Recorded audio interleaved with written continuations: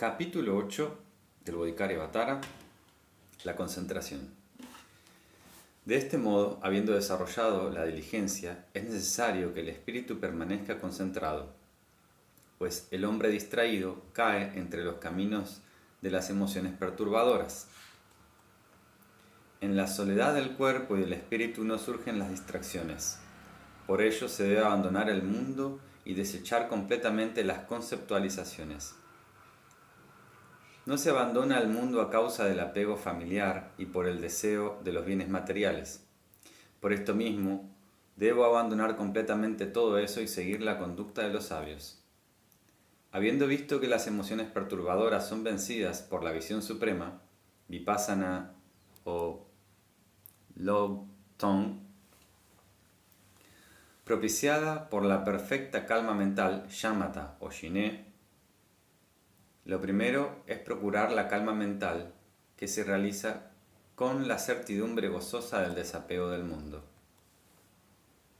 El ser transitorio que tiene un gran apego por otro ser transitorio no podrá ver a su bienamada durante millares de vidas. Si no lo veo, soy infeliz y la mente no puede permanecer en paz. Y si lo veo, nunca tengo bastante y soy atormentado por el deseo, como antes.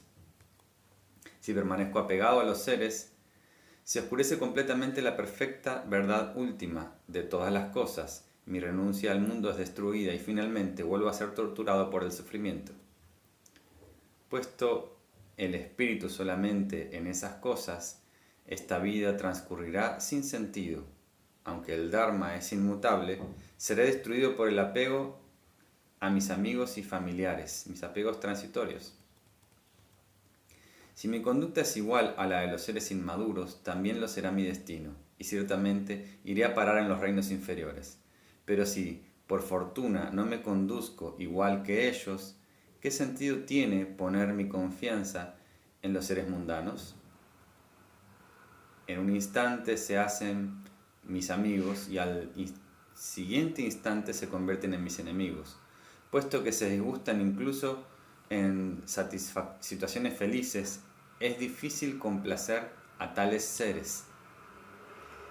Si les digo algo virtuoso se enfadan y me desvían del bien, y si no escucho lo que me dicen se irritan, por lo que van a parar a los reinos inferiores. Tienen celos de sus superiores, competencia respecto a sus iguales y arrogancia para con los inferiores. Vanidosos cuando se les alaba, se irritan cuando se les dice algo desagradable. Nunca se obtiene provecho alguno con seres samsáricos.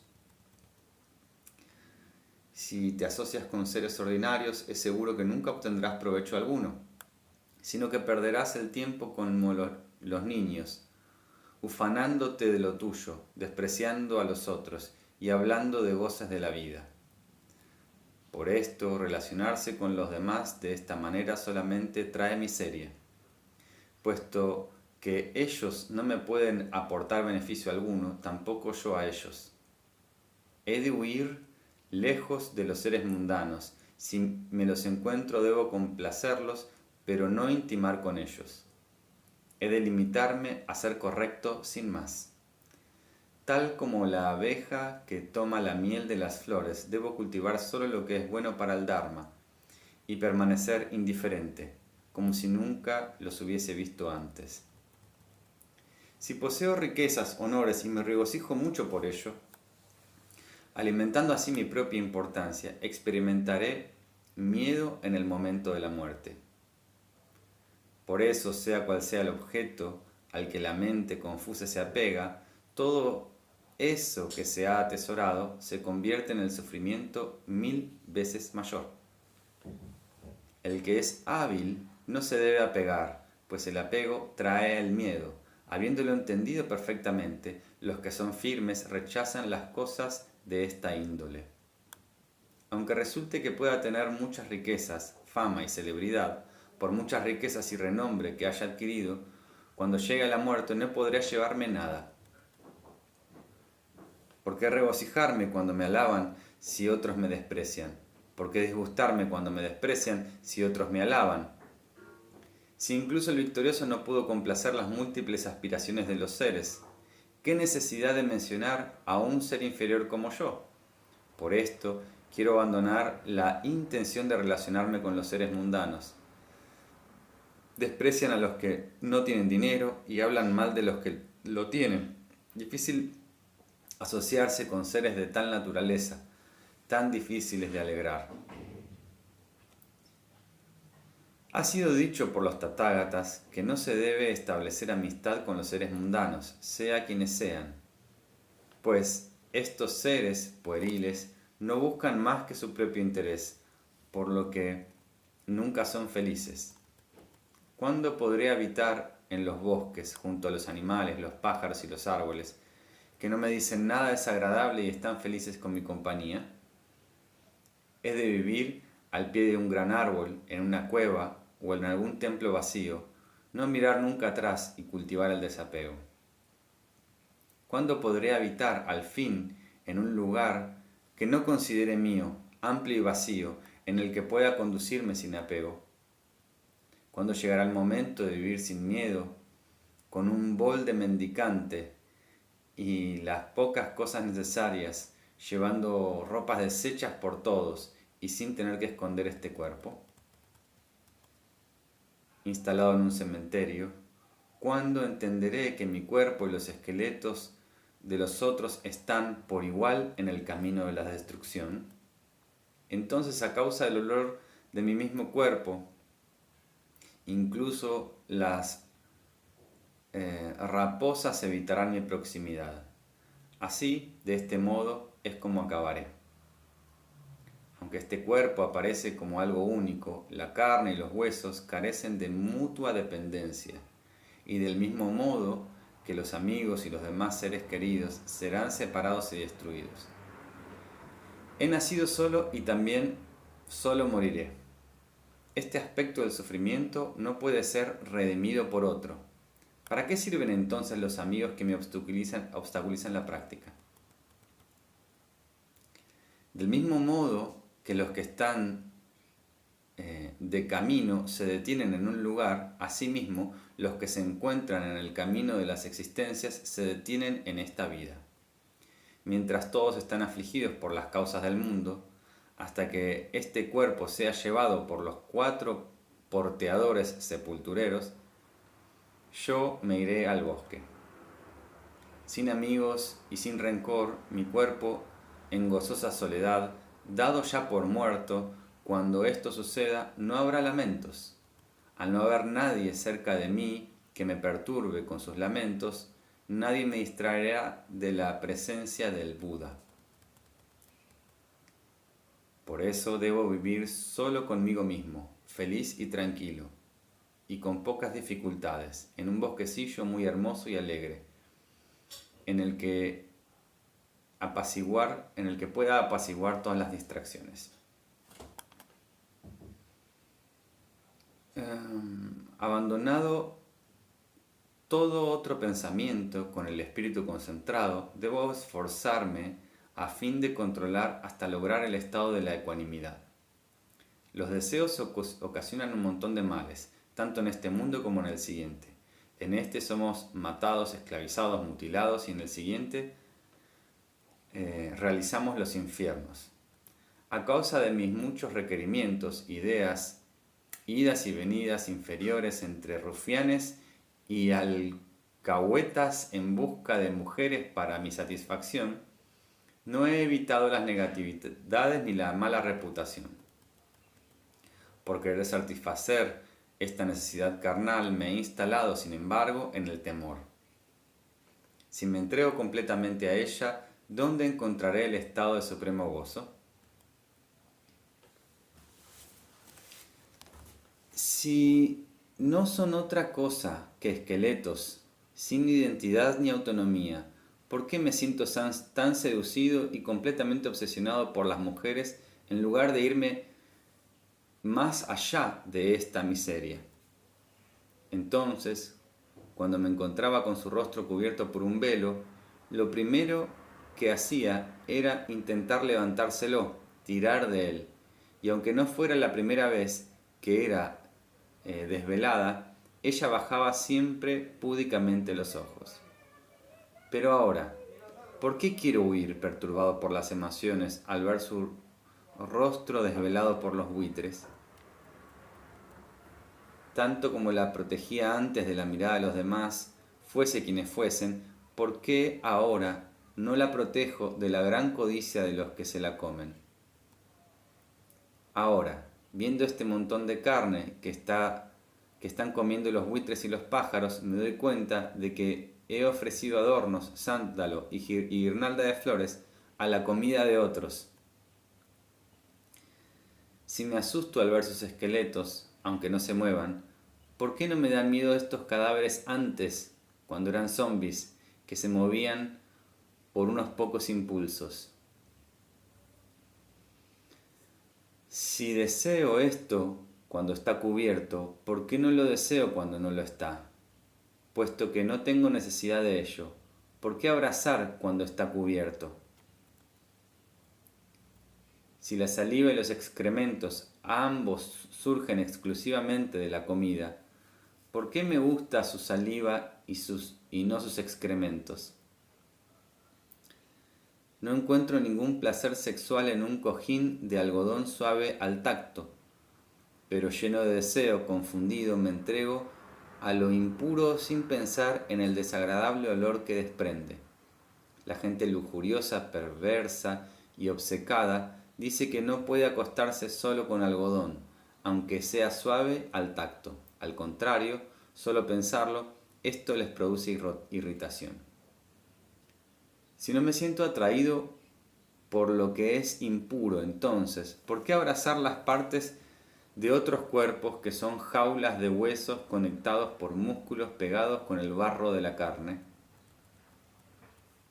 Yo mismo estoy hecho de muchas cosas intrínsecas impuras que he experimentado continuamente, pero obsesionado por la impureza, deseo los sacos de basuras de otros. Si me gusta la carne, deseo tocarla y verla. ¿Por qué no la deseo en su estado natural de cadáver? Pero si este deseo es su espíritu, resulta imposible tocarlo o verlo. Todo lo que puedo ver y tocar no es el objeto de sabiduría. Entonces, ¿por qué debo abrazarlo sin sentido? ¿No es asombroso ignorar que el cuerpo de los demás es de naturaleza impura? Pero sí es muy sorprendente no advertir, que el de uno mismo es intrínsecamente impuro. Habiendo rechazado el joven loto abierto a rayos del sol libre de nubes, ¿cómo es que me regocijo en una jaula de impurezas, arrastrado por la debilidad del espíritu impuro? Si no deseo tocar una ropa o un lugar manchados de excremento, ¿cómo es que deseo tocar el cuerpo del que surgen? Si no tengo apego por lo impuro, ¿cómo es que cómo es que abrazo las partes mórbidas de otro ser que se han desarrollado a partir de la semilla de una matriz impura? El hecho es que no experimento deseo alguno por un pequeño gusano sucio salido de la basura. ¿Cómo puedo entonces desear un cuerpo, por naturaleza impura, nacido también de la basura? No solamente no repudias tu propia naturaleza impura, sino que, llevado por la concupiscencia, deseas otros sacos de impurezas. Incluso la comida más deliciosa y agradable, tal como el arroz cocido y los vegetales, cuando se escupe o cae de la boca, ensucia el suelo en el que cae. Si dudas de la impureza del cuerpo, aunque sea evidente, has de ir a los cementerios y mirar en los que se han convertido los cuerpos impuros de otros, arrojados ahí. Cuando la piel se abre, produce un gran espanto. ¿Cómo, una vez conocida la evidencia, puedo aún experimentar el placer? El perfume con el que se unta el cuerpo tal como el de los sándalos y otros, no es el olor del cuerpo. Entonces, ¿por qué me siento atraído por él a causa de algo que no le pertenece? Si el cuerpo huele mal por naturaleza, ¿no es mejor el desapego al mismo? ¿Por qué los que desean las cosas insignificantes y fútiles del mundo lo untan con deliciosos perfumes? Además, ¿cómo aparece este delicioso olor del sándalo en el cuerpo? ¿Por qué apegarse a otros cuerpos a causa de un perfume que le es ajeno? La naturaleza del cuerpo desnudo, sucio de barro, los cabellos y las uñas largas, los dientes amarillos y malolientes, es temible por sí misma. ¿Por qué afanarme en limpiarlo? Es como limpiar el arma que te golpeará. Esta tierra está toda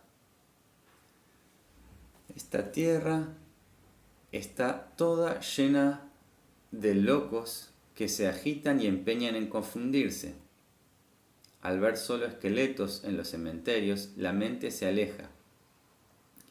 ¿Qué alegría puedo experimentar en estos cementerios de las cualidades llenas de cadáveres andantes? Además, esas impurezas de la concupiscencia no se obtienen sin pagar precio. Por intentar obtener su disfrute me fatigo y sufriré el castigo de los infiernos. Cuando niño no podía ganar dinero, y cuando mozo, ¿de qué recursos disponía para gozar de ello? Ahora, ya viejo, en el límite de mi vida, ¿qué hacer con el deseo? Algunos, para satisfacer los placeres carnales, trabajan a lo largo del día hasta extenuarse completamente, y así vuelven a casa rendidos y se echan a dormir como cadáveres. Otros experimentan las inquietudes del viaje y sufren mucho al tener que irse lejos. Durante largo tiempo no pueden ver a su familia ni mujeres, tal como lo desean. Los que, confundidos por el deseo de enriquecerse, se venden a tal fin, sin obtener nada, desorientados, son empujados por las acciones de otros lejos de sus propósitos. Aún hay otros que venden sus cuerpos y sin poder alguno se convierten en esclavos, incluso cuando sus mujeres paren, abandonan a sus hijos junto a un árbol cerca de algún monasterio o de alguna ermita solitaria. También los hay que, locos, engañados por el deseo de ganarse la vida y hacer fortuna, entran en los campos de batalla con el temor de perderla y en su búsqueda de la fortuna acaban haciéndose esclavos. Algunos más, debido a su ambición, son mutilados, otros son empalados en un agudo bastón, apuñalados e incluso quemados. Esto es sabido. Es conveniente conocer el montón de problemas sin fin que traen las riquezas.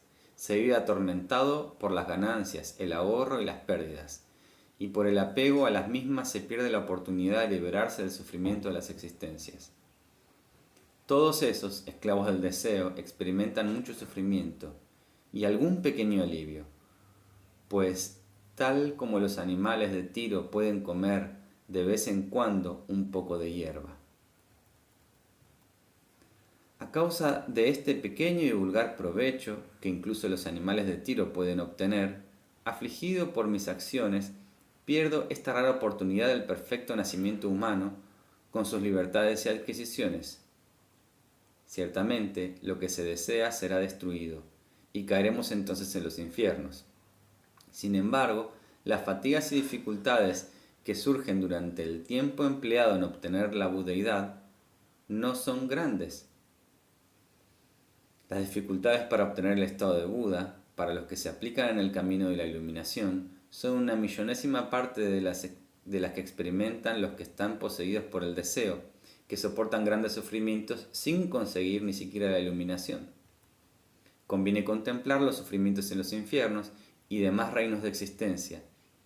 Las armas, el veneno, el fuego, los precipicios, nada de esto es comparable con el daño causado por los deseos, nuestros enemigos.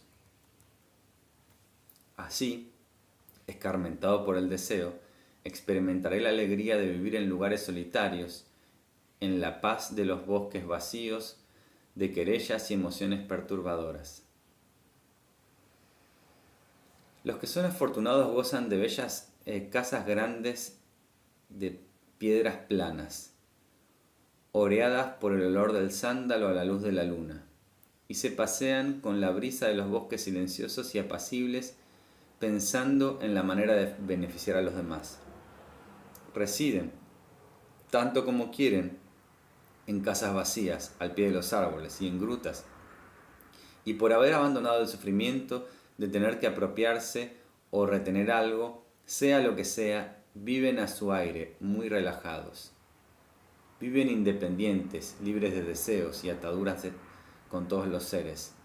Difícilmente, incluso los poderosos, puedan conseguir una existencia tan satisfactoria y feliz.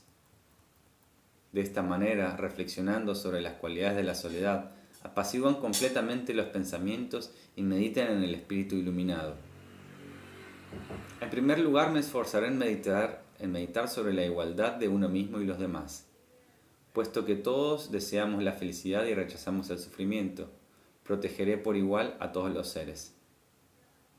Aunque el cuerpo está hecho de distintas partes y miembros, para protegerlo completamente se considera que es uno. De la misma manera, la dicha y las penas de los diversos seres, todos deseosos de la felicidad como yo, se deben considerar como siendo de uno mismo. El sufrimiento que experimento no es dañino para el cuerpo de los otros. Si yo sufro de un modo insoportable, es por considerarlo como propio. Igualmente, aunque los sufrimientos de los demás no caen sobre mí, al considerar su sufrimiento como propio, se hace difícil de soportar.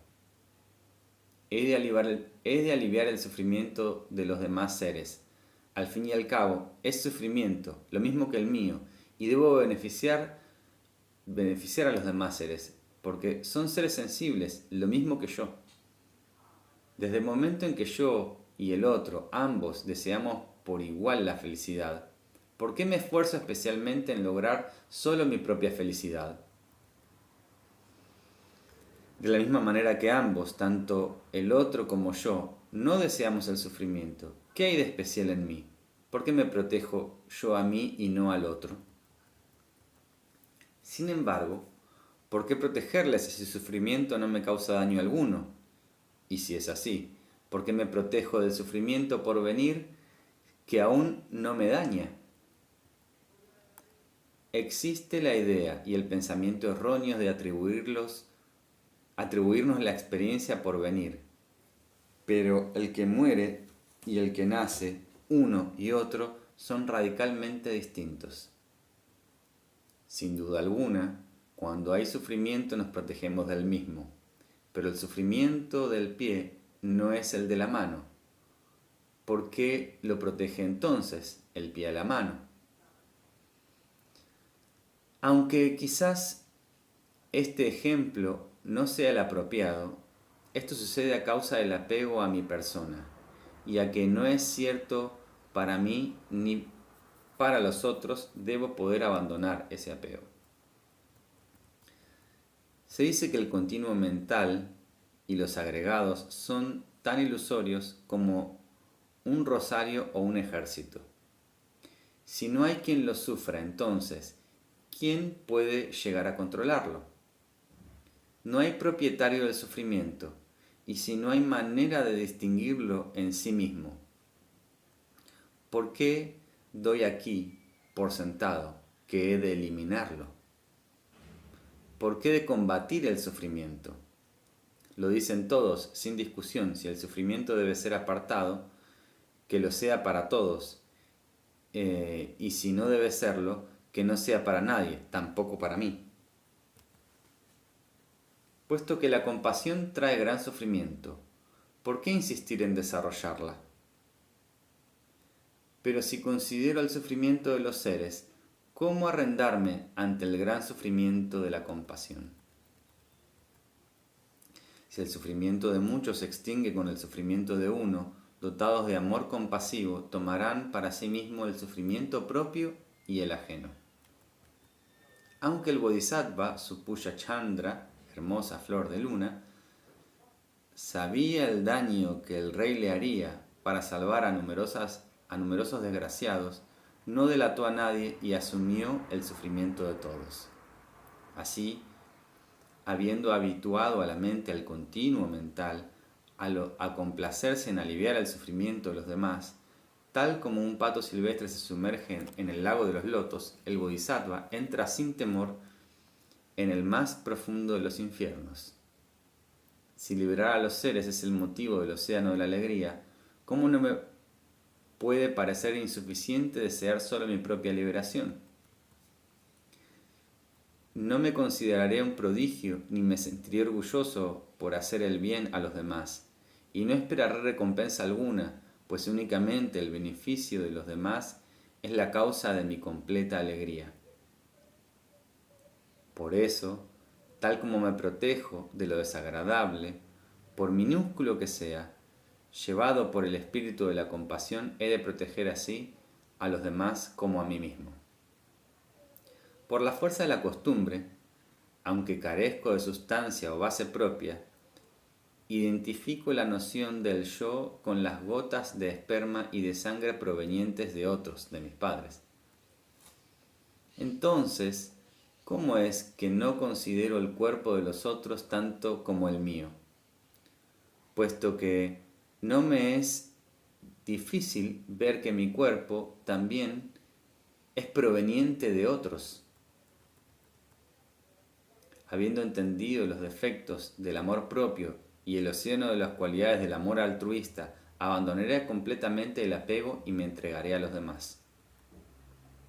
Tal como considero las manos y los demás miembros del cuerpo, del mismo modo, ¿por qué no considero a los demás seres como miembros vivos del ser transmigrante que soy? Si tengo el hábito de considerar como propio este cuerpo que no tiene yo, ¿por qué no generar el hábito de pensar en los demás seres del mismo modo? Así pues, aunque procure el beneficio de los demás, no surgirá en mí la presunción ni la vanidad, tal como al comer no surge en mí la esperanza de ser recompensado.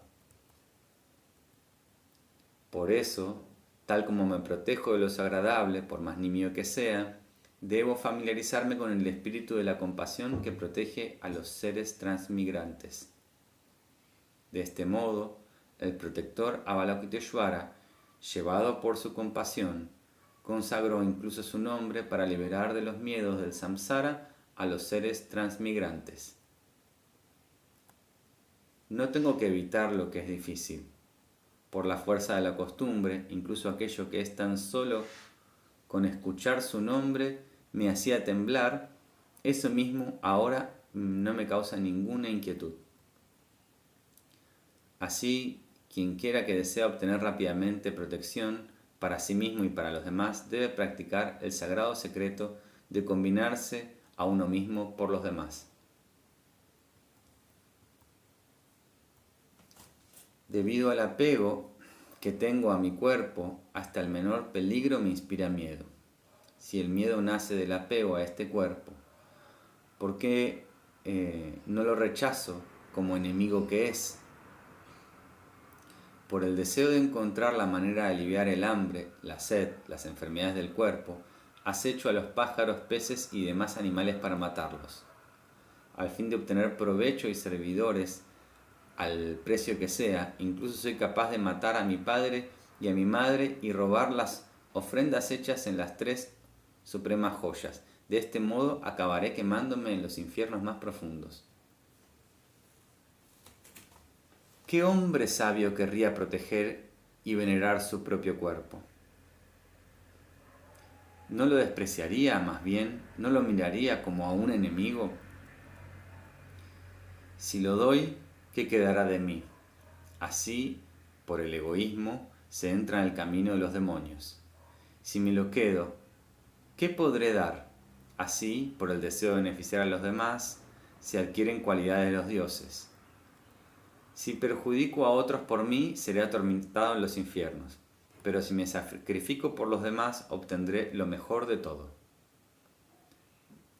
Por tenerme en gran estima, iré a parar, feo y estúpido, a los reinos inferiores. Pero si me entrego a los demás, obtendré una existencia feliz, colmada de honores. Si utilizo a otros para mi propio beneficio, experimentaré la servidumbre y demás desgracias. Pero si preocupo el beneficiar a los demás, recibiré los más altos honores y prestigio. Tanta como sea la felicidad de este mundo, toda proviene del deseo de hacer felices a los demás. Y tanto como sea el sufrimiento del mundo, todo él surge del deseo del propio beneficio. ¿Para qué extenderme en más explicaciones? Los niños buscan su propio beneficio, los munis, los poderosos, procuran el beneficio de los demás. Ved, precisamente esta es la diferencia. Si no cambio, de verdad, mi felicidad por el sufrimiento de los demás, no obtendré la budeidad y seré igualmente infeliz en la rueda infinita de las existencias. Dejando de lado lo que trasciende al mundo, si los servidores no hacen su trabajo y los señores no les pagan, tampoco las necesidades de esta vida podrán ser cubiertas. Por causar sufrimiento a los demás, pierdo completamente el gusto por lo mejor, la obtención de la felicidad, la que se ve y la que no se ve, y confundido agarro al sufrimiento inextinguible. Si todo el dolor inmenso de los mundos, el miedo y el sufrimiento, todo esto surge de la fijación del yo, ¿por qué me protejo de este gran demonio? ¿Por qué proteger a este gran demonio? Al yo. No es posible evitar el sufrimiento si no se abandona completamente el yo, tal como no podemos dejar de quemarnos si no nos separamos del fuego. Por esto, porque debo aliviar mi propio dolor y apaciguar el sufrimiento de los demás, he de entregarme enteramente a los otros y cuidarlos como a mí mismo. Yo estoy al servicio de los demás. Tu mente ha de tener una completa certidumbre de esto. A partir de ahora, no has de pensar en ninguna otra cosa que en el beneficio de todos los seres. No es correcto utilizarlo para el propio beneficio, la vista y los demás sentidos que están al servicio de los demás. Por esto sería incorrecto emplearlos para otra cosa que no sea para su servicio. Así, viendo que lo principal son los seres sensibles, para lograr su beneficio he de poner mi cuerpo a su disposición, aunque me lo arrebaten. Al considerar a los diversos seres inferiores como a mí mismo y a mí como siendo verdaderamente uno de ellos, meditaré sobre los celos, la envidia y el orgullo con el espíritu libre de conceptualizaciones. Él es honrado y yo no. Él es rico y yo carezco de recursos. Él es alabado y yo despreciado. Él es un ser feliz y yo un ser desgraciado. Yo he de trabajar mientras él permanece en la felicidad misma. Él es grande en el mundo y yo un ser inferior sin cualidades ni prestigio. Pero, todo esto entre comillas, quien no tiene cualidades, yo albergo en mí mismo todas las cualidades. Comparando con algunos soy inferior, pero comparado con otros soy superior. Dado el deterioro de mi conducta a causa del poder de las emociones perturbadoras, pierdo el control. Necesito curarme de la manera que sea, aunque el tratamiento me resulte doloroso. De todos modos, si este yo no me cura, ¿por qué me desprecia? ¿Qué hacer con sus cualidades que son de y para el yo? Por su falta de compasión para con los seres que se encuentran en la boca envenenada de los reinos inferiores, externamente se muestra orgulloso de sus cualidades y hace por rebajar a los sabios en presencia de sus iguales a fin de superarlos en honores y riquezas. Incluso está firmemente dispuesto a querellarse con ellos para conseguirlo. Por todos los medios a su alcance mostrará sus cualidades al mundo entero, pero no dejará hablar a nadie de las cualidades de ningún otro, sean las que sean. Así pues, escondiendo sus defectos, será envenenado. Pero no así el otro. A partir de sus riquezas y ganancias superiores, será cubierto con honores, pero no así el otro.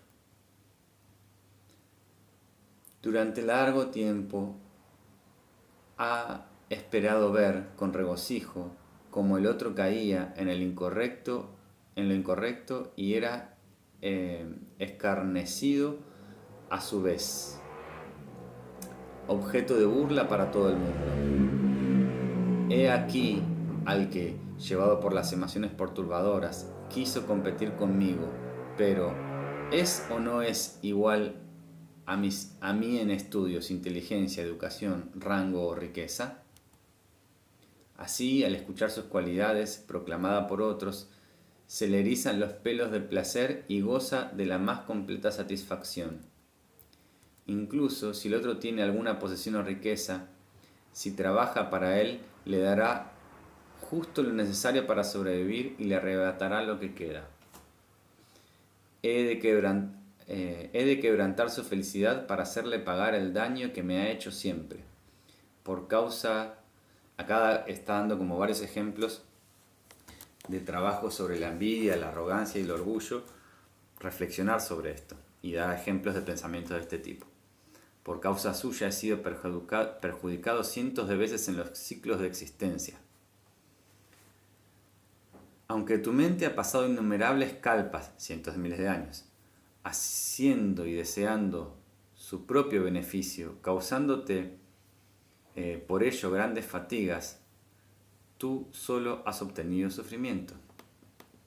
Por esto, a partir de ahora, me entrego definitivamente al beneficio de los demás, y puesto que la palabra de Buda es infalible, en el futuro veré el fruto. Si en el pasado hubiera actuado así, una situación como esta, carente de la perfecta felicidad de Buda, no sería posible. Así como concibes como propia la gota de esperma y de sangre de otros, o sea, de tus padres, asimismo tienes que habituarte también al considerar al otro. Al haber analizado meticulosamente el pensamiento de deseo del otro, si aparece algo en mi cuerpo que puede ser usado para su beneficio, me privaré yo mismo de ello para dárselo al otro. Soy feliz y el otro no lo es, estoy enaltecido y el otro rebajado, soy beneficiado y el otro no. ¿Por qué no tengo celos de mí mismo? ¿Qué hacer? ¿Cómo actuar en la vida? Por medio del examen de mis defectos, he de separarme de la propia felicidad y tomar sobre mí el sufrimiento de los otros. Incluso las faltas cometidas por los demás he de asumirlas como propios y las mías, aunque sean pequeñas, he de admitirlas abiertamente delante de todos. He de proclamar la fama del otro y de ocultar el brillo del propio prestigio. Tal como un sirviente ordinario, debo emplearme para beneficio de todos. Esta naturaleza defectuosa no debe ser alabada porque tenga algunas cualidades transitorias. Así pues, aunque tenga alguna de las cualidades, no he de darla a conocer a nadie. En resumen, a fin de ser útil y con el propósito de beneficiar a los seres sensibles a los que he perjudicado, sea cual sea el daño que les haya hecho que caiga sobre mí.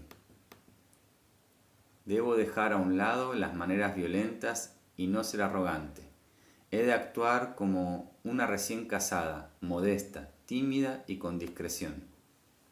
Así pues, lo que has de hacer es mantener esta actitud y no proceder como antes. Debes controlar esto, pues, de otro modo, si fallas, se acabará tu oportunidad presente. Será el fin. De todos modos, aunque has sido advertido, tu espíritu no hace caso. En función de ello, caerás en toda clase de errores y tú mismo acabarás destruyéndote. Pero el tiempo en el que tú, al egoísmo, me dominabas, ha pasado. Ahora veo por mí mismo cuál es tu naturaleza. Hagas lo que hagas y donde sea, destruiré tu arrogancia. Le habla a su propio egoísmo. Ahora mismo he de destruir este pensamiento de acumular mi único provecho. Te voy a poner al servicio de todos los seres y no me acobardaré y les ofreceré mi energía. Pues si me distraigo y no te doy a los seres, tú mismo, con toda seguridad, me entregarás a los guardias del infierno. Les habla a su propio egoísmo. Así es como durante largo tiempo he sido empujado por ti al camino del sufrimiento, recordándote con rencor, escarmentando, destruiré este egoísmo. Si deseo ser feliz, no debo separarme de los demás para buscar mi propio beneficio. Y del mismo modo, si deseo ser protegido, he de proteger a los demás. Tanto como cuide mi cuerpo y lo proteja de todo, tanto caerá él mismo en la miseria. Por haber caído en este error, si mis deseos no pueden ser perfectos, ¿quién puede darles satisfacción sobre la tierra? Incapaz de satisfacer mis deseos, quebrantado por las emociones perturbadoras, surge el descontento. Pero si por el contrario no dependo en nada de todo esto, entonces ni tan siquiera me daré cuenta de lo que falte en mi patrimonio. Por esto, el deseo del cuerpo no se le debe dar la oportunidad de crecer. Percibirlo como inconveniente es su mejor riqueza. Al final, este cuerpo terminará convirtiéndose en polvo, incapaz de moverse, dependerá de los demás. ¿Por qué debo considerarlo como siendo esta cosa impura e insoportable? Viva o muerta. ¿Para qué me puede servir esta máquina?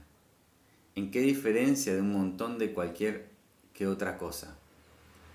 ¿Por qué no puedo deshacer este orgullo?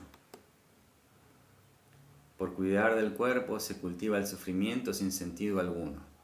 ¿De qué sirve el apego y la aversión para esos que permanecen como un trozo de madera? ¿Por qué he de estar apegado y cuidarme así? Si no me causa apego ni aversión, e incluso me parece correcto ser comido por los buitres, puesto que incluso mi cuerpo no conoce el enfado cuando lo menosprecio, ni se alegra cuando lo elogio. ¿Por qué he de apesumbrarme por él?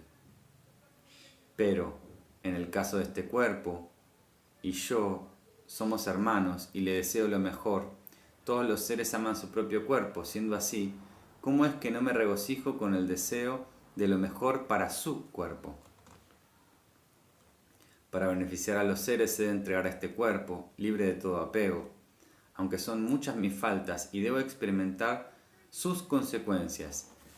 He de conservar todo esto para ellos. Así pues, basta ya con esta esclavitud infantil. He de seguir ahora los pasos sabios. Recordando sus consejos con atención, debo apartarme de la inconsciencia misma. Tal como los muy compasivos hijos de Buda, he de adquirir el hábito de la paciencia. Esforzándome día y noche, voy a ir más allá del sufrimiento hasta la liberación final. Con este propósito, a fin de despejar los velos, alejaré mi espíritu de confusión y entraré en la meditación ecuánime con una perfecta y continua visualización. Fin del capítulo 8. Capítulo 9 del Bodhikárya-Avatara. Todos estos aspectos de la práctica fueron enseñados por el Poderoso a fin de mostrarnos la sabiduría trascendental. Quienes quieran trascender los sufrimientos han de desarrollar esta sabiduría. La verdad relativa y la absoluta, ambas son consideradas verdad, pero la verdad absoluta no puede ser experimentada por el intelecto. El intelecto expresa solamente lo relativo. También en el mundo hay dos clases de personas, dos visiones, la de los yogis y la de la gente común. La visión de la gente común es contradicha por la de los yogis, aunque también entre los yogis hay diferentes niveles de entendimiento. Unos más elevados contradicen a otros menos elevados. Pero, en cualquier caso, dejando de lado toda polémica, ambos reconocen, por ejemplo, la verdad de la causalidad que conduce a la obtención del fruto. La gente del mundo ve y concibe las cosas como realmente existentes, no como una ilusión mágica. En esto difieren de los yogis los seres mundanos. Convencionalmente las formas y las demás apariencias son vistas como verdaderamente existentes en sí mismas, aunque no hay argumentos válidos para probarlo. De igual modo, la gente común toma equivocadamente como puro lo que es impuro, por ejemplo el cuerpo. El protector ha enseñado para guiar a los seres del mundo que las cosas existen verdaderamente, pero no reconocer que esas cosas son transitorias, incluso desde la perspectiva realista, sería considerado un error. Los yogis perciben lo relativo sin error. A diferencia de los seres mundanos, ven la realidad última de las cosas. Por esto realizan, al contrario de los seres mundanos, que el cuerpo de las mujeres es impuro, es compuesto por partes. Los méritos de venerar a un Buda ilusorio son tan válidos como los obtenidos por venerar a un Buda realmente existente, pues, de todos modos, aunque los seres son ilusorios, ¿no toman renacimientos después de morir? En tanto haya acopio de condiciones existenciales, aparecerán las ilusiones, pero, no obstante, por el mero hecho de la ilusión que caracteriza a los seres sensibles sea de mayor duración, ¿puede considerárseles por esto como verdaderamente existentes? Si un ser ilusorio es matado y demás, si careciese de espíritu no supondría algo negativo. Pero, puesto que el ser ilusorio está provisto de espíritu continuo mental, entonces sí surgiría el mérito y el demérito, la causalidad kármica. Las fórmulas mágicas como los mantras y otras invocaciones son incapaces de hacer surgir un espíritu ilusorio, un ser. Además, la ilusión es producto de diversas circunstancias, cambiantes por naturaleza. Por esto, no hay una sola perspectiva, circunstancia o condición que lo pueda todo, pues ninguna de sus partes es existente. En caso contrario, si se considerase desde el punto de vista último, esto sería nirvana, y desde lo relativo, todo es samsara. Pero, puesto que Buda aparece también en el samsara, ¿por qué razón ha de practicarse la conducta del despertar más allá del mundo? Pues porque si continúan acumulándose las condiciones existenciales y éstas no son cortadas, las ilusiones nunca cesarían. En cambio, si se cortan las condiciones que las causan, dejará de aparecer como real todo lo que es ilusorio, y así también cesará la creencia errónea en existencia singular de las apariencias ilusorias. Entonces, ¿qué engaño puede apoderarse, convertirse en objeto de la mente? Para quienes la ilusión en sí misma no existe, ¿qué es lo que aparece como objeto de la mente? Sin embargo, esta apariencia ilusoria existe de una u otra manera, forma parte del espíritu mismo. Pero si el espíritu en sí mismo también es ilusorio, entonces, ¿por quiénes es visto todo esto? Ha dicho el protector del mundo que el espíritu no puede ser visto por el espíritu. Tal como la hoja de una espada no puede cortarse a sí misma, así sucede con el espíritu, aunque también podría decirse, tal como una lámpara se ilumina a sí mismo, así hace el espíritu. Pero la luz de la lámpara no puede iluminarse a sí misma, como tampoco las tinieblas se oscurecen a sí mismas. Sin embargo, para ser azul, una cosa azul no depende de otra cosa azul, como sucede con el cristal. Vemos que unas cosas son dependientes y otras no lo son, pero el azul no es azul por sí mismo.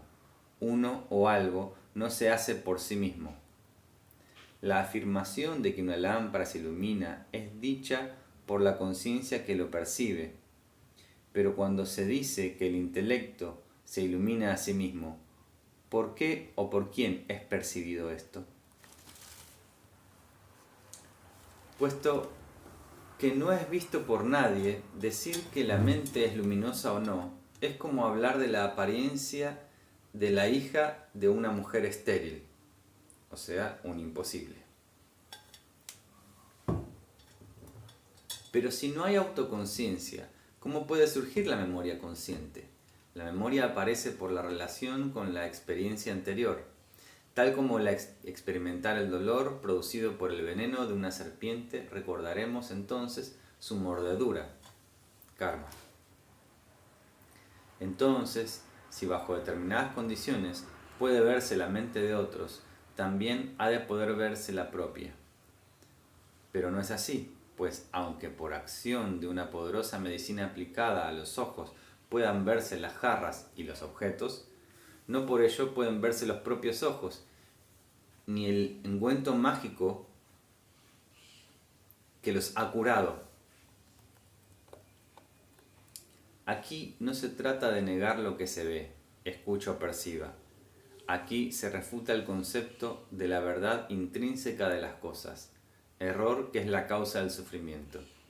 Si las apariencias ilusorias no son otra cosa que el espíritu, entonces no se las puede examinar como un objeto de los sentidos.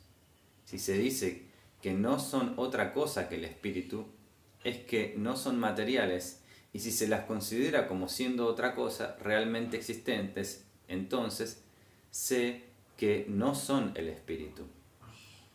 Tal como la apariencia ilusoria no es verdadera aunque se vea, del mismo modo sucede con el observador que ve. Así pues, el samsara ha de tener una base real, pues de otro modo sería invisible como el espacio. Si lo no real, el samsara, dependiente de algo real, fijo, ¿cómo podría tener alguna función o actividad cambiante? De ser así, el espíritu sería esencialmente único, invariable y solitario. En todo caso, si el espíritu estuviese libre, separado de su objeto de aprehensión, entonces todos los seres serían tathagatas y, en consecuencia, ¿cuál sería la gracia de considerar que todo es espíritu? Pero aún sabiendo que todas las apariencias son ilusorias, ¿cómo liberarse de las emociones perturbadoras? Incluso aquel mismo que ha creado una mujer ilusoria puede generar apego por ella, puede enamorarse de ella. Si el creador de la ilusión no ha abandonado la impresión de las emociones perturbadoras, entonces, cuando la vea, su visión de la vacuidad será muy débil. Al familiarizarse uno con la vacuidad, se abandona gradualmente la tendencia a tomar como reales los objetos, y también al acostumbrarse a ver que nada existe, en el futuro se dejará de tomar como realmente existente a la vacuidad misma. Cuando se dice que algo no existe, quiere decir que este algo no puede encontrarse por análisis. Entonces, carece de una base real.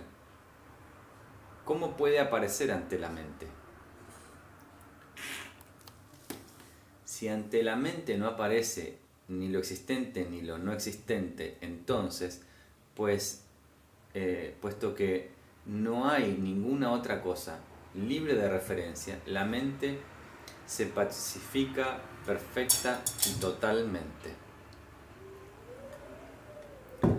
Así como la joya y el árbol que satisfacen todos los deseos nos colman perfecta y completamente, asimismo, por el poder de las plegarias de los discípulos aparece el cuerpo del victorioso. Por ejemplo, aunque el brahmin alquimista haya muerto hace mucho tiempo, el relicario de Garuda que él consagró continúa neutralizando los efectos del veneno. Asimismo, también el relicario del victorioso consagrado por la conducta iluminada despierta del bodhisattva, despierta del bodhisattva, aunque se haya ido al nirvana, al más allá, continúa procurando beneficios para todos. ¿Cómo puede aportar fruto el rendir culto a un ser cuyo espíritu ya no está entre nosotros?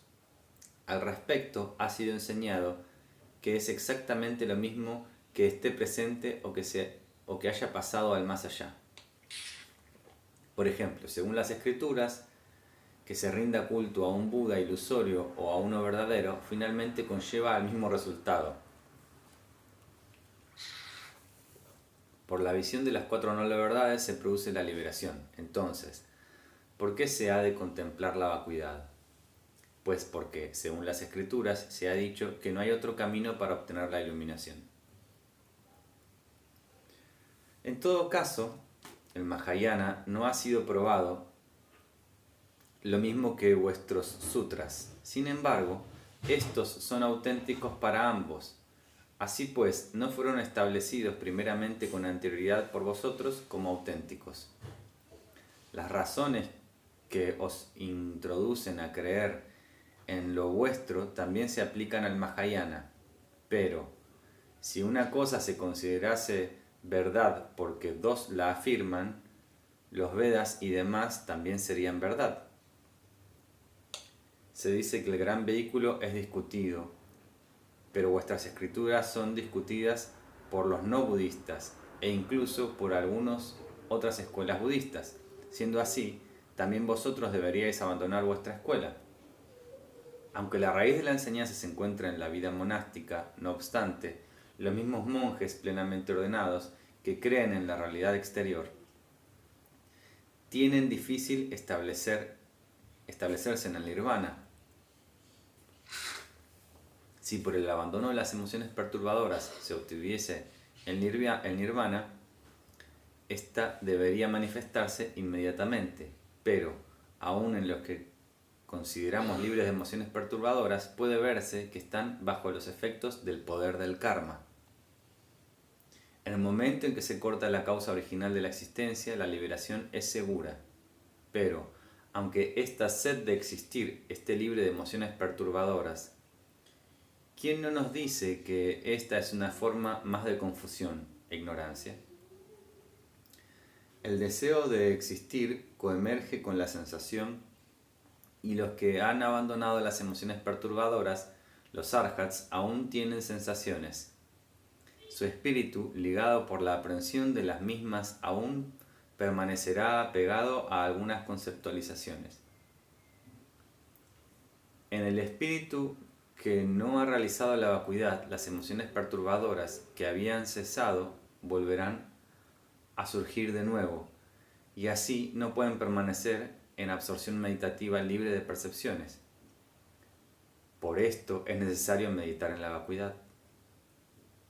Si se considera que las palabras de los sutras corresponden a la palabra de Buda, ¿por qué no aceptáis que la mayor parte del Mahayana está igualmente en los sutras? Por el mero hecho de que reconocéis una escritura Mahayana en particular, discutís que todas las demás son falsas. De modo parecido, por el hecho de que reconozcáis, aunque solamente sea que una escritura Mahayana es similar a uno de vuestros sutras, deberíais deducir que todas las demás también corresponden a la palabra del victorioso. Si incluso el gran Kasyapa y otros pudieron sondear las profundidades de las escrituras, entonces, ¿quién las rechazaría por el mero hecho de que vosotros no las comprendáis? A causa de la confusión, se experimenta el sufrimiento, pero los que se han librado del apego y del miedo permanecen en el samsara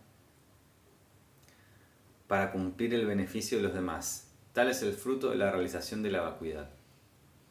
Así pues, no está justificado refutar el beneficio de la meditación en la vacuidad. Al contrario, no cabe duda de que se debe meditar en la vacuidad. El antídoto contra los velos del conocimiento y las emociones perturbadoras es la vacuidad. Todo aquel que desee obtener rápidamente la omnisciencia no debe meditar en otra cosa. Si surge el miedo ante todo aquello que es causa de sufrimiento, ¿cómo va a surgir el miedo ante la vacuidad que pacifica el sufrimiento? Si existiese verdaderamente algún yo, cualquier cosa podría atemorizarnos. Pero puesto que no existe ningún yo en sí mismo, ¿quién puede ser atemorizado o atormentado? Los dientes, el pelo, las uñas no son el yo. Los huesos y la sangre no son el yo. Los mocos y la flema no son el yo. Y tampoco son las bilis y el pus. El yo no es la grasa ni el sudor. Los pulmones y el hígado tampoco son el yo. Tampoco los demás órganos del cuerpo. El yo con sus excrementos ni la orina. La carne y la piel no son el yo. El calor y el aliento tampoco son el yo. Ninguna de las cavidades del cuerpo y las 6 conciencias son el yo. O sea, las conciencias de los 5 sentidos más la conciencia de la mente, de los objetos mentales. Si la conciencia del sonido fuese permanente, entonces la aprehensión del sonido se produciría en todo momento. Pero si no hay objeto de conocimiento, ¿por qué razón hay quienes dicen que hay conciencia, sujeto consciente? Si la conciencia existiese sin objeto, de modo independiente, entonces incluso un árbol, cualquier cosa podría llegar a ser consciente. Por esto, frente a este absurdo, concluimos definitivamente que sin la presencia de un objeto de conocimiento no hay conciencia posible. Abundando en lo mismo cuando se produce la conciencia de la forma visual, ¿por qué no se escucha ningún sonido? Esto es así porque el sonido no está presente y por lo tanto no hay conciencia del mismo. Algo cuya naturaleza es la de captar sonido, ¿cómo puede aprender la forma visual? No puede ser llamado padre e hijo al mismo tiempo, pero esto no es verdaderamente así. Igualmente los 3 gunas, Sattva, la sabiduría y la claridad; Rajas, la actividad física y mental; Tattva, la inercia, ignorancia, no son el padre ni el hijo. Además, los que tienen la capacidad de captar el sonido no perciben, no ven la forma.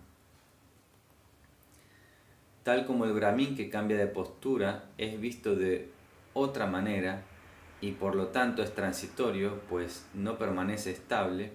Asimismo, cuando la conciencia cambia de forma o de percepción no puede considerarse la misma. Decir que algo es cambiante es lo mismo, único e inalterable. Eso nunca se ha visto o oído antes. Decir que es lo mismo yo que el que percibe distinto, eso nunca ha sido visto antes.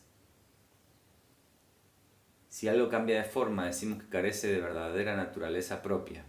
Pero si pretendemos que esto es la misma conciencia, de ello se concluiría que todos los seres son uno, que todos los seres pueden ser formas de un solo ser, de una misma conciencia.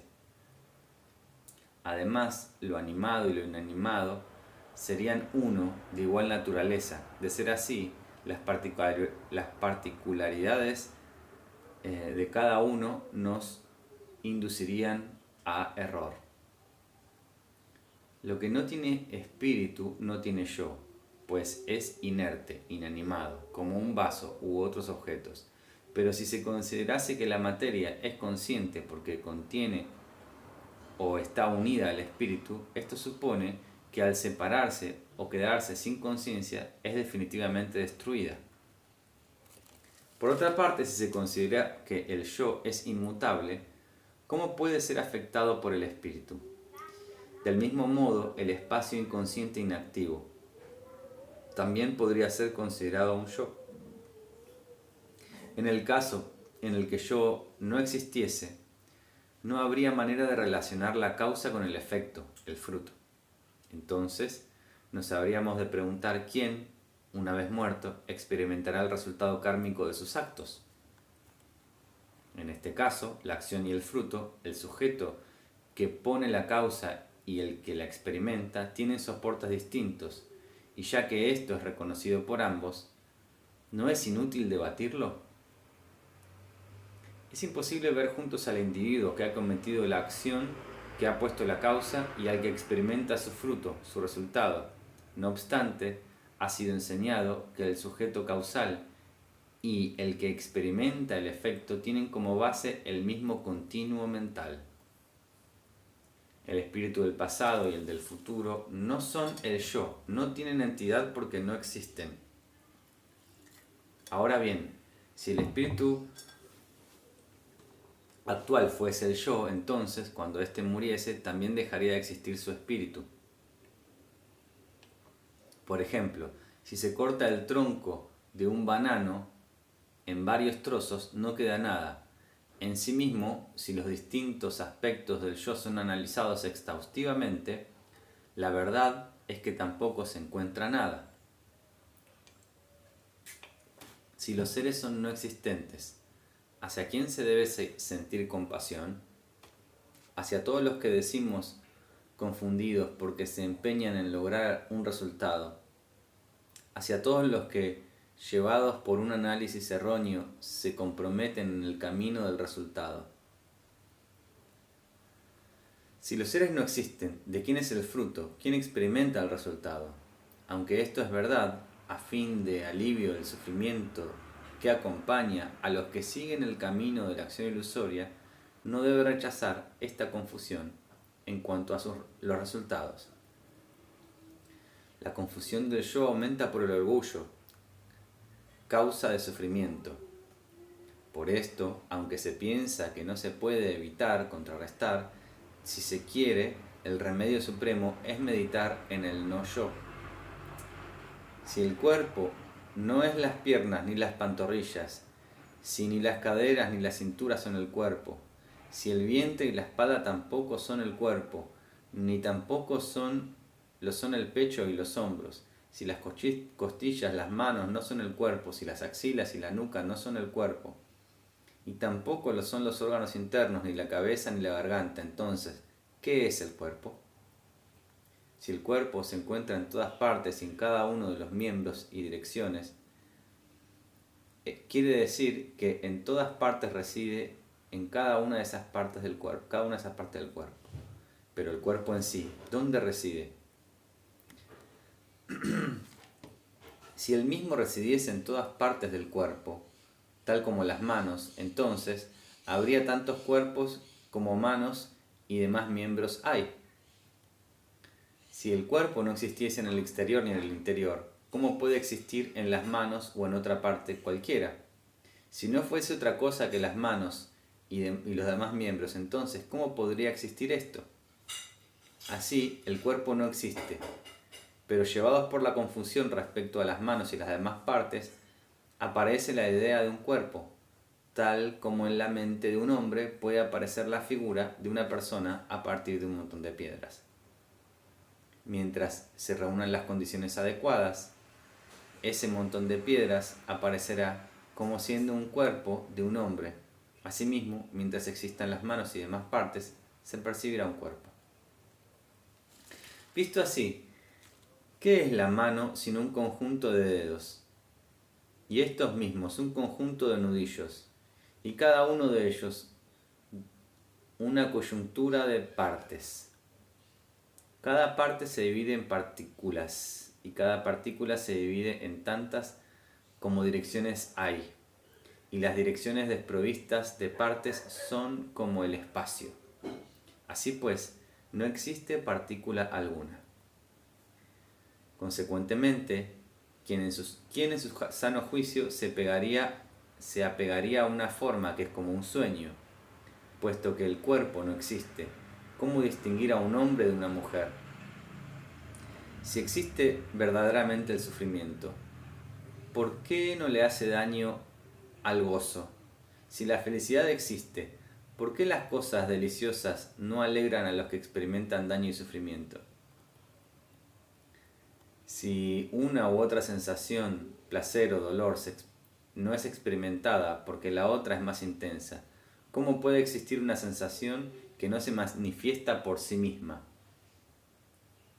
Cuando hay una sensación de dolor muy sutil, su aspecto más grosero es evitado, ¿no es así? Y entonces, simplemente porque es más sutil que otra, a esta sensación se la puede llamar placer. Si el sufrimiento no se produce cuando las condiciones para ello no son las adecuadas, entonces cae por su propio peso que considerarlo como una sensación autoexistente es un concepto completamente arbitrario, ¿no es así? A tal fin, y como antídoto de este error, hay que cultivar el análisis, la meditación que surge de la propia experiencia, introspección, es el alimento del yogi. Si el órgano sensorial y su objeto están separados, ¿cómo pueden encontrarse? Y si no hay espacio entre ellos y son una misma cosa, ¿cómo pueden entrar en contacto? ¿Qué es lo que se encuentra con qué? Una partícula invisible no puede penetrar en otra. Compactas, homogéneas, no pueden entrar dentro de la otra, no pueden mezclarse. Sin partes no puede haber mezcla ni contacto. Por esto, ¿cómo explicar lo que carece de partes puede entrar en contacto? Si veis partículas indivisibles entrar en contacto, mostrámoslo. De la conciencia inmaterial no se puede decir en absoluto que entren en contacto con partículas materiales, y tampoco puede decirse de los agregados, puesto que como hemos analizado antes, también carecen de realidad propia, los skandhas. Así pues, si no hay contacto, ¿de dónde surge la sensación? ¿Por qué fatigarnos de esa manera? ¿Qué sentido tiene?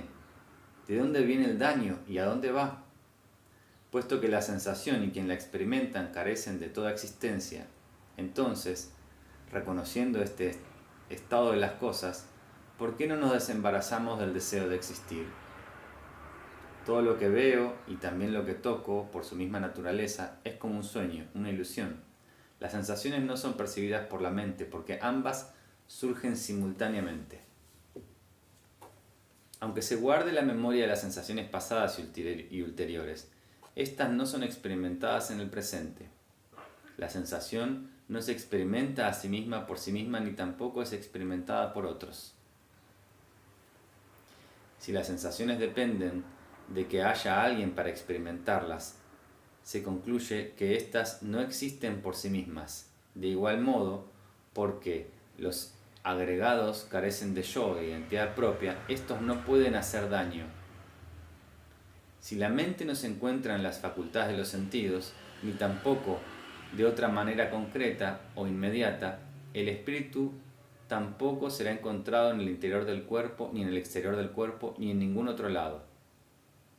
Si alguien, la mente, no es el propio cuerpo ni otra cosa, no puede mezclarse ni tampoco separarse. Es que no tiene la menor existencia.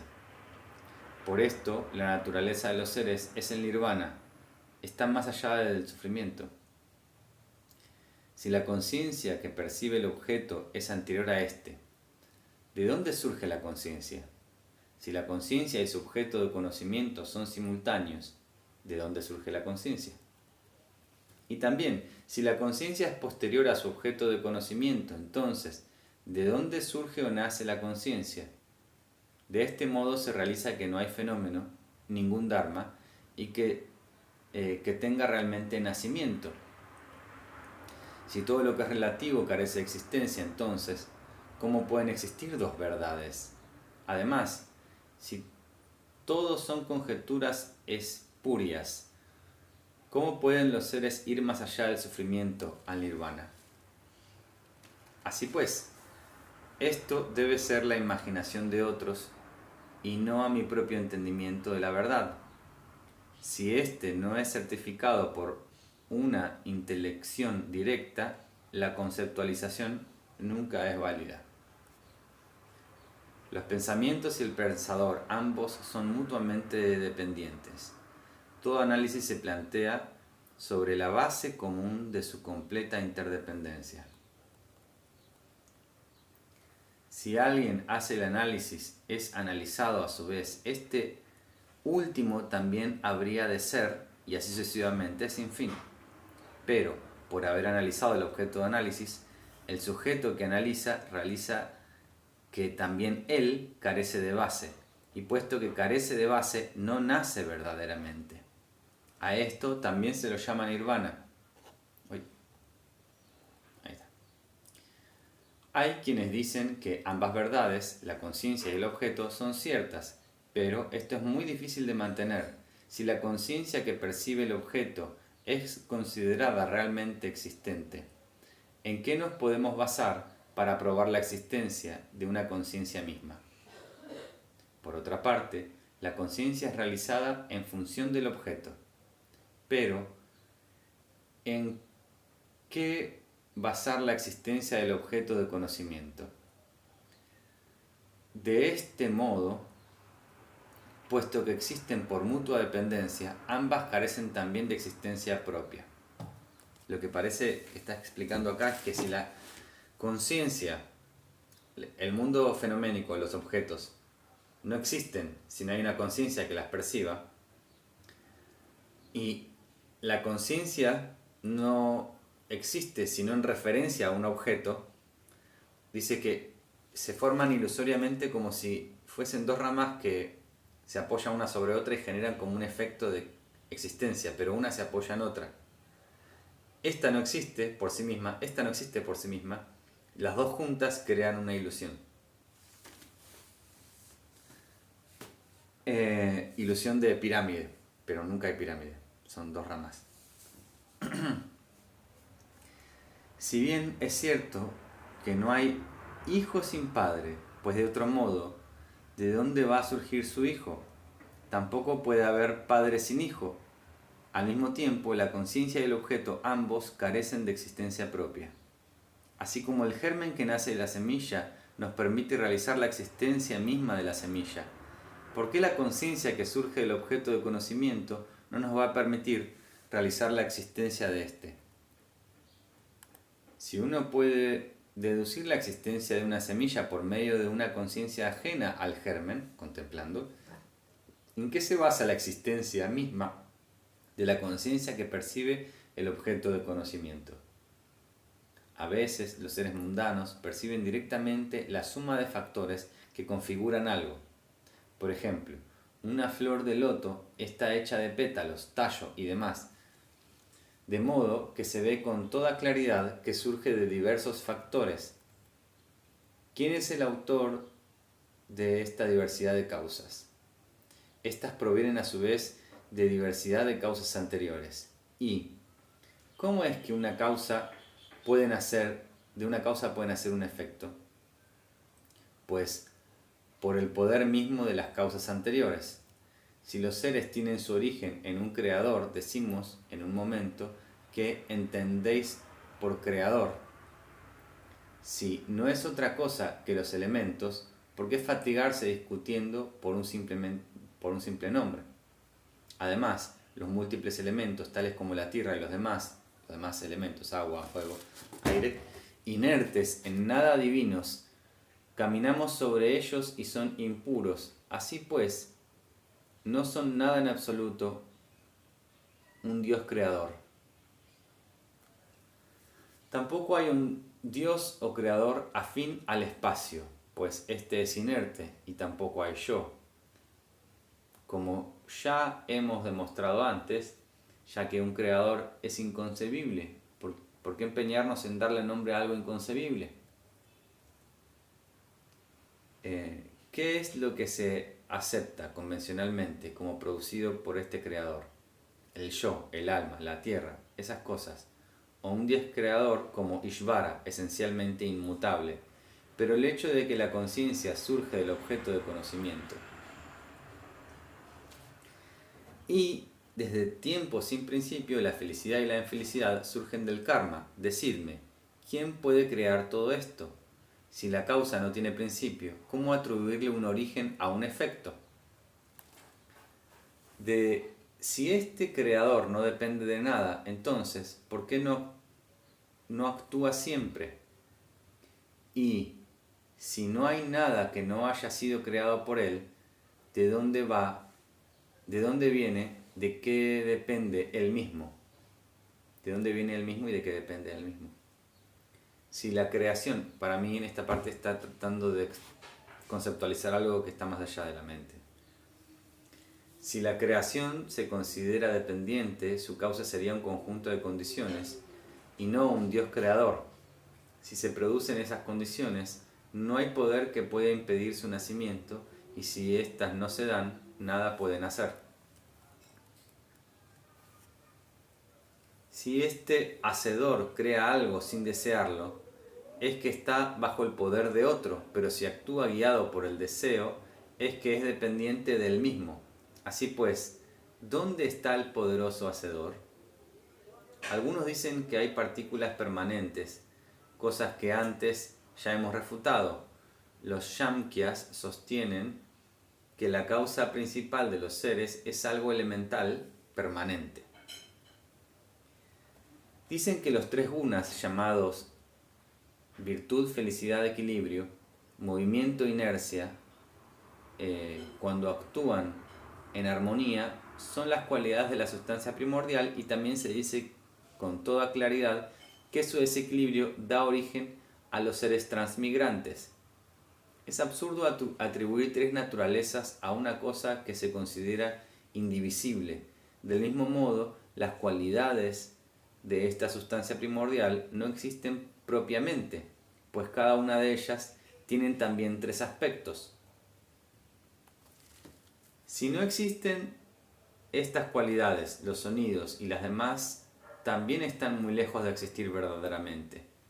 Los vestidos y esas cosas carecen de espíritu, también pueden experimentar felicidad o confort. Tampoco pueden experimentarlo. Si las cosas son de la naturaleza de las causas, ¿por qué los objetos examinados no lo son? De las causas que vosotros decís, tal como la felicidad y demás, tampoco puede surgir una tela.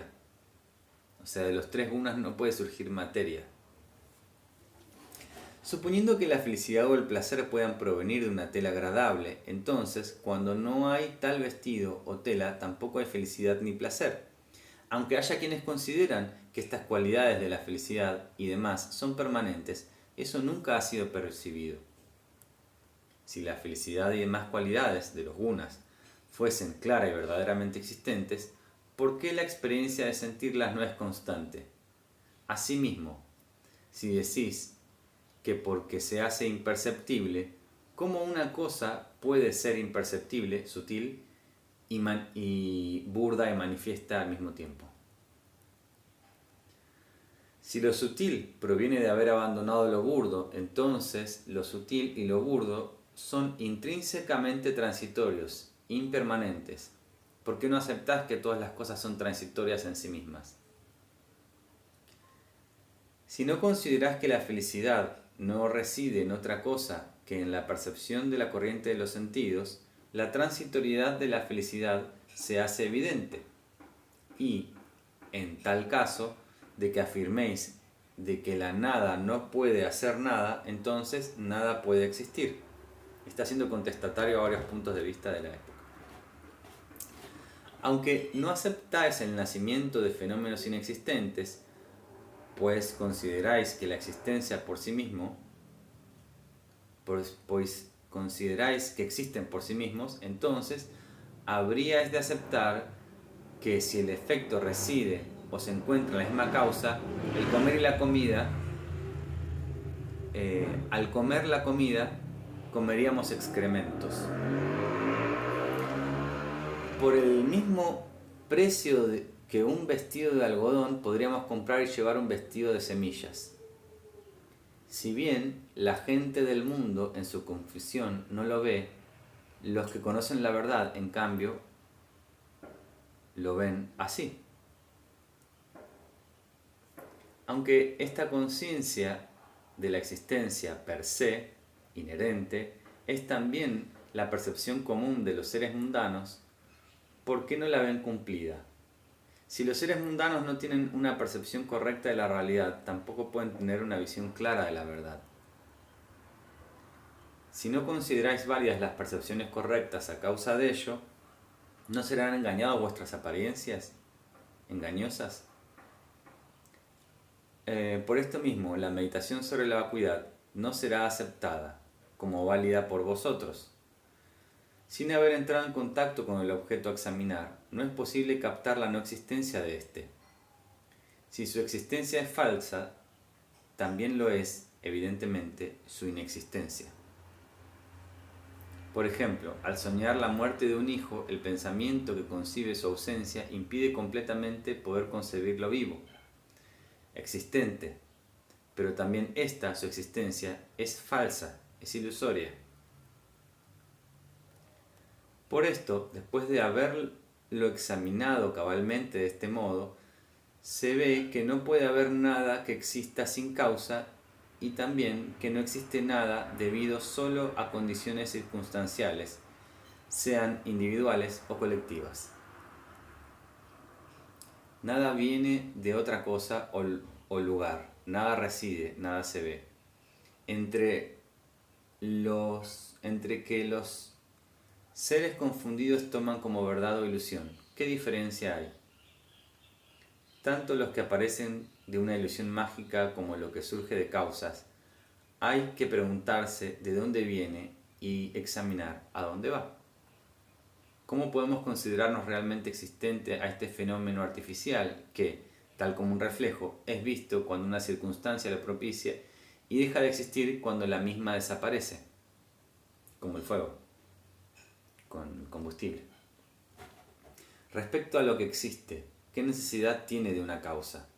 Y por otra parte, lo que existe, ¿qué necesidad tiene lo que no existe? ¿Qué necesidad tiene de una causa? Aunque haya 1.000.000 de causas, nada puede alterar algo que no existe. En el momento en que una cosa es como es, ¿cómo podría, qué necesidad tiene de convertirse en otra cosa? Una cosa no puede existir y no existir al mismo tiempo, ser y no ser, cuando en definitiva se convierte en existente lo que no existe. Hasta que no aparezca la cosa, no dejará de ser inexistente. O sea, es inexistente hasta que aparezca y empiece a ser existente. Si lo no existente no fuera distinto a lo existente, no sería posible la existencia. Una cosa existente tampoco puede ser algo inexistente, una no cosa, pues de otro modo habríamos de concluir que tiene una naturaleza doble. Este es el pensamiento típico de Nagarjuna. Así pues, no existe la cesación porque tampoco existe la cosa, la existencia. Por esto, todos los seres transmigrantes nunca nacen ni mueren. La existencia de los seres es como un sueño. Si se analiza, es vacía como tronco de plátano. En realidad, no hay verdadera diferencia entre el nirvana y el samsara. Y ahí ya empieza la no dualidad. Así pues, ¿por qué se puede ganar o perder, puesto que todas las cosas y existencias son vacías? ¿Y quién puede ser honrado o despreciado? ¿De dónde viene la felicidad y el sufrimiento? ¿De qué alegrarse o entristecerse? Si se busca la verdad de todo esto. ¿Quién desea? ¿Dónde está el deseo? Si investigamos este mundo de los vivos, ¿quién va a morir? ¿Qué es lo que van a hacer? ¿Qué es lo nacido? Aunque amigo o padre, ¿quién es? Todo es como el espacio. Lo que sois como yo, retened esto completamente, tal como hago yo mismo. Lo que desean la felicidad, lo mismo están muy perturbados en querellas y guerras, los que están muy alegres y contentos. Sufren, se esfuerzan enérgicamente, se enemistan con el mundo, no respetan nada y cometen toda clase de negatividades que quebrantan la vida. Aunque nacen en la felicidad, vuelven a caer en el sufrimiento. Aunque una y otra vez experimentan estados de gran gozo, al morir caen miserablemente en el sufrimiento, atrapados por interminables e insoportables penas. Las existencias de los seres transmigrantes están llenas de grandes peligros y abismos, pero nada de todo esto es verdad. Como ya hemos visto una y otra cosa, la ignorancia existencial y la verdad se excluyen mutuamente, no pueden ir juntas. El caso es que el océano del sufrimiento es sin igual, indescriptible, insoportable, despiadado, sin límites. Ahí, por lo mismo, la fuerza de la virtud es pequeña y la vida es verdaderamente corta. Ahí es necesario trabajar para proteger la vida y la salud, combatir la sed y el cansancio, procurar el sueño y evitar los peligros, y asociarse con gentes ignorantes. Una vida semejante transcurre rápida e inútilmente. Es muy difícil tener un momento de discernimiento. ¿En qué situación? ¿Dónde encontrar los medios para evitar la dispersión, la distracción? Ahí Mara se esfuerza, el dios de la ilusión, en infligirnos grandes males con los que hacernos caer en los infiernos. En esta tierra de ásperas controversias y sin dudas hay muchos caminos de perdición. Es muy difícil encontrar de nuevo la oportunidad como esta, muy difícil encontrar un Buda presente, muy difícil atravesar el río de las emociones perturbadoras. En fin, el sufrimiento continúa y continúa. ¡Qué pena! Aunque de este modo sufren muchísimos, todos los que son arrasados por el río del sufrimiento soportan toda clase de calamidades porque no reconocen su propia infelicidad. Por ejemplo, algunos purifican su cuerpo reiteradamente antes de lanzarse al fuego una y otra vez, y así experimentan tremendos sufrimientos. Creen entrar en la felicidad. Los que así proceden, como si no existiesen la vejez y la muerte, en cuanto ésta se hace presente, han de soportar su implacable caída en los reinos inferiores. Con la gran lluvia de mi felicidad, caída de las nubes de las más excelentes acumulaciones de virtud, ¿cuándo podré aliviar a los otros que están atormentados por el fuego del sufrimiento? ¿Cuándo habré reunido suficiente acumulación de méritos, virtudes, para que, de una manera libre de conceptualizaciones, pueda enseñar la verdad de la vacuidad a los que toman como real lo que no lo es? Fin del capítulo 9. Capítulo 10 y capítulo final del Bodhikariavatara, la dedicación. Sea cual sea la virtud adquirida por haber hecho esta introducción a la perfecta práctica del despertar, puedan todos los seres entrar en el camino de la iluminación. Puedan todos los seres en las 10 direcciones que están afligidos por el sufrimiento y las enfermedades de cuerpo y espíritu obtener el océano de felicidad y el gozo por el ofrecimiento de sus méritos. Mientras dure el samsara, que no decline nunca la felicidad y que pueda ser obtenida por todos, de un modo ininterrumpido, la felicidad de los bodhisattvas. Puedan los seres sensibles que se encuentran experimentando múltiples sufrimientos infernales en los reinos mundanos gozar de la felicidad de Sukhavati, que es como un reino de felicidad suprema. Un montón de cosas en este texto estoy traduciendo medio sobre la marcha y algunas cosas están medio mal escritas, pero bueno, me adapto. Que los que experimentan frío obtengan calor y los que experimentan calor sean aliviados por medio de los ilimitados ríos de bendiciones que surgen de las grandes nubes de virtud acumuladas por los bodhisattvas. Puedan los que sufren encerrados en los bosques de hojas afiladas como espadas ser felices en un lugar agradable. Es la descripción específica de un tipo de infierno acá. Y puedan estos árboles infernales convertirse en el árbol que da satisfacción a todos los seres. Un árbol mitológico de la India pre-budista. Que las tierras infernales en las 10 direcciones se conviertan en lugares agradables, con agradables lagos perfumados por dulce aroma de los lotos, y sean poblados por deliciosos cantos de los pájaros acuáticos, patos silvestres y cisnes.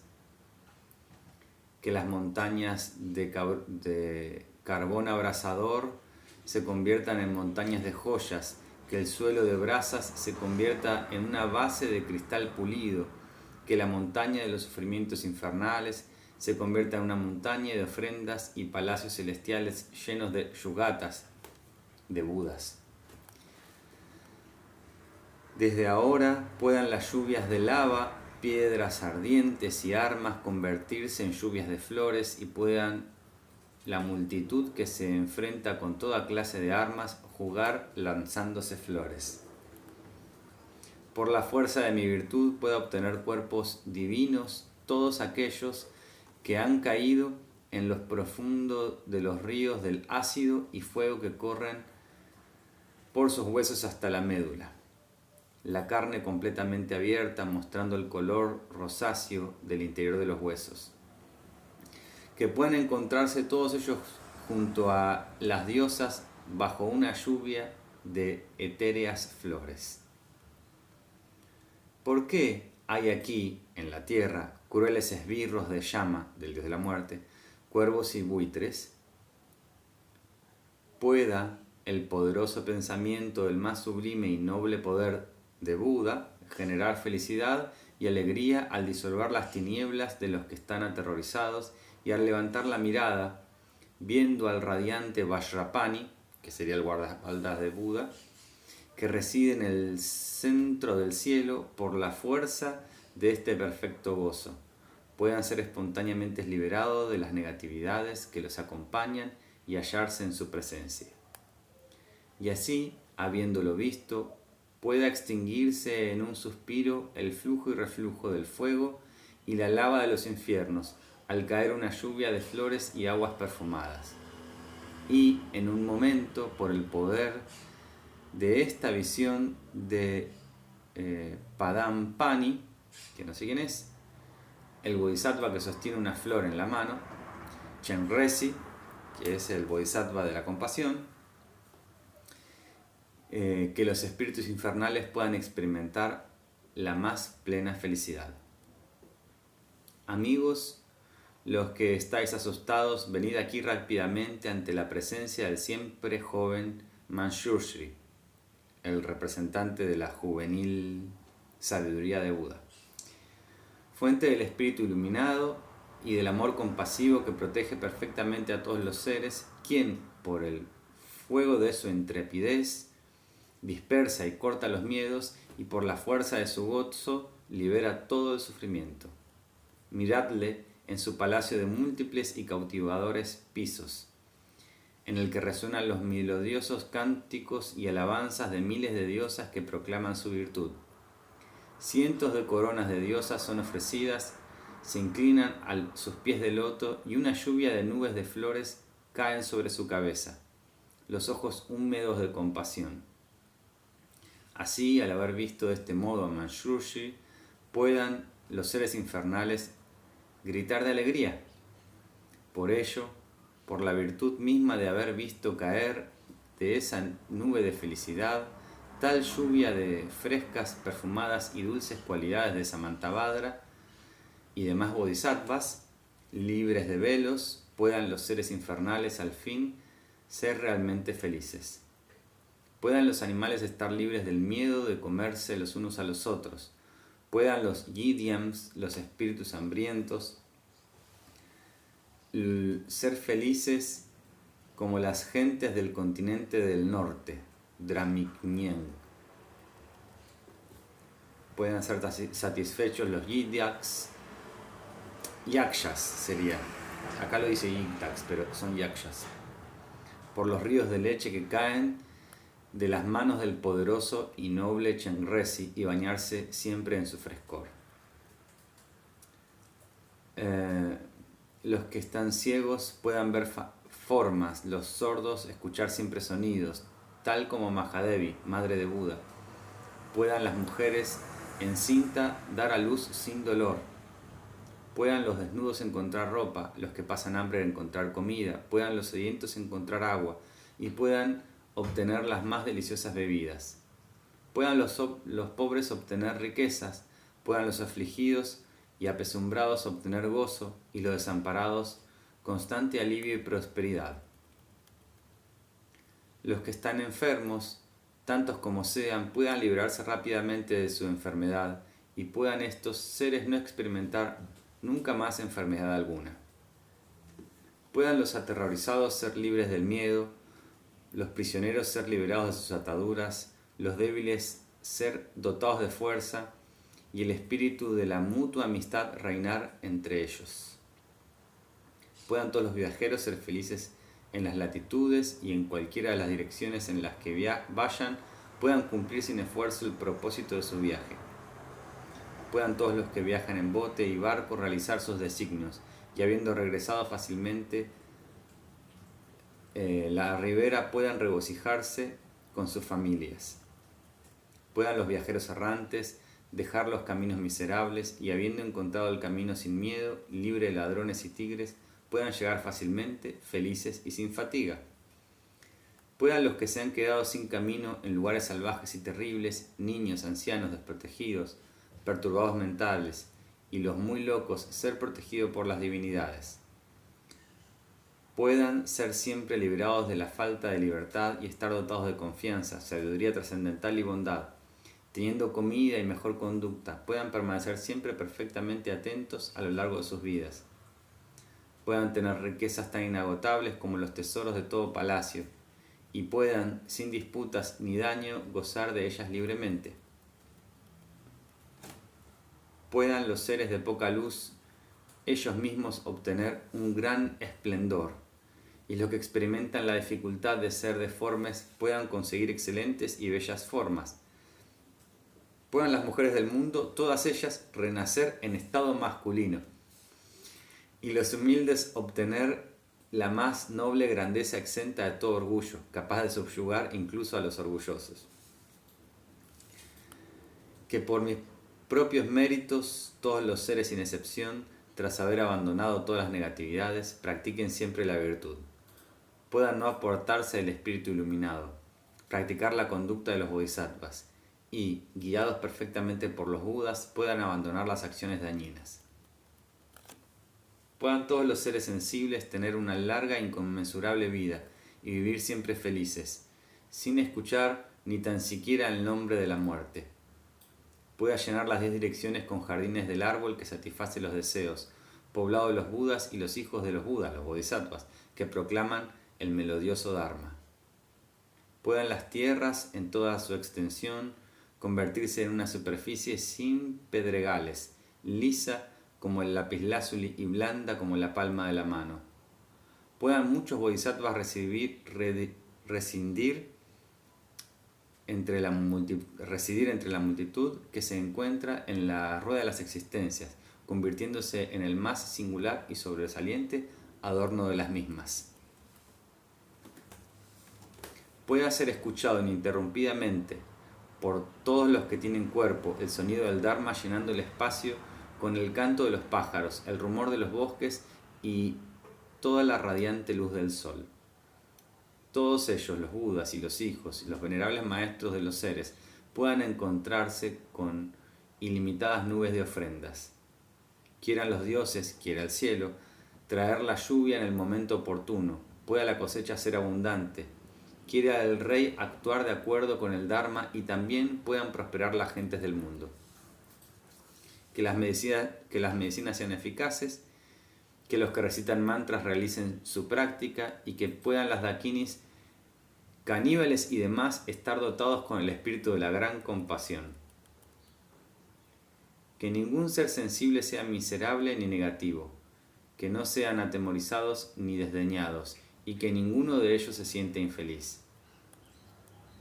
Que en los monasterios se tenga un excelente desarrollo de la lectura y la recitación, pueda la Shanga permanecer en armonía y cumplir también todos sus proyectos. Que los monjes plenamente ordenados practiquen con afán en lugares solitarios y habiendo abandonado por completo toda distracción puedan meditar con asiduidad de espíritu.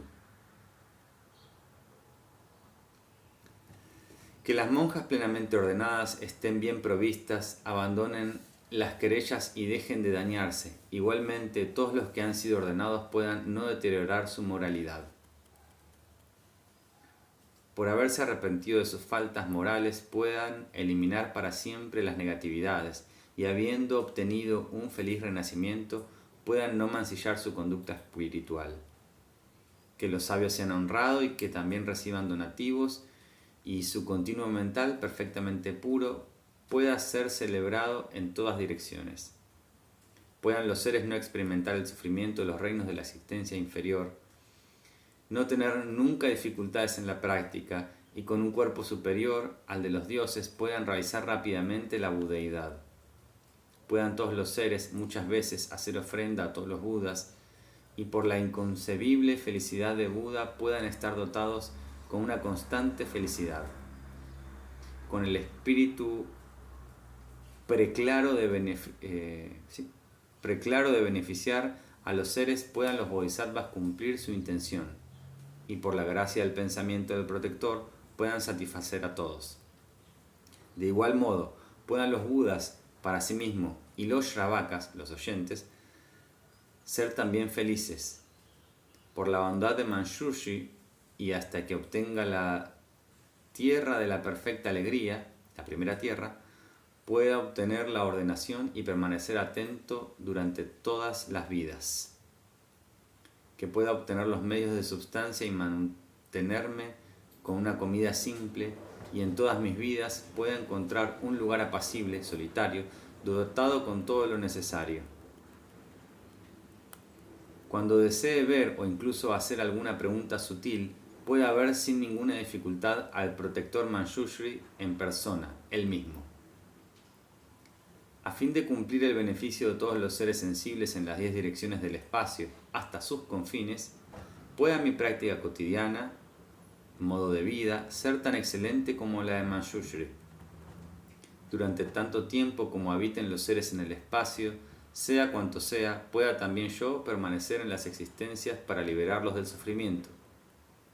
Que madure en mí todo aquello que por naturaleza hace sufrir a los seres y puedan los seres transmigrantes por el poder de la Shanga de los Bodhisattvas experimentar toda la felicidad. Puedan las enseñanzas que son la sola medicina del sufrimiento de los seres y la única fuente de toda felicidad ser honradas y establecidas con riqueza y puedan permanecer así durante largo tiempo. Rindo homenaje a Manjushri, gracias a cuya inspiración surge la mente virtuosa.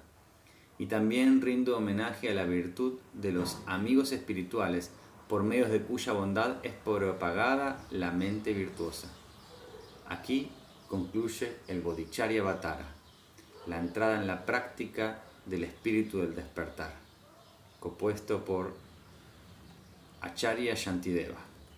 Fin.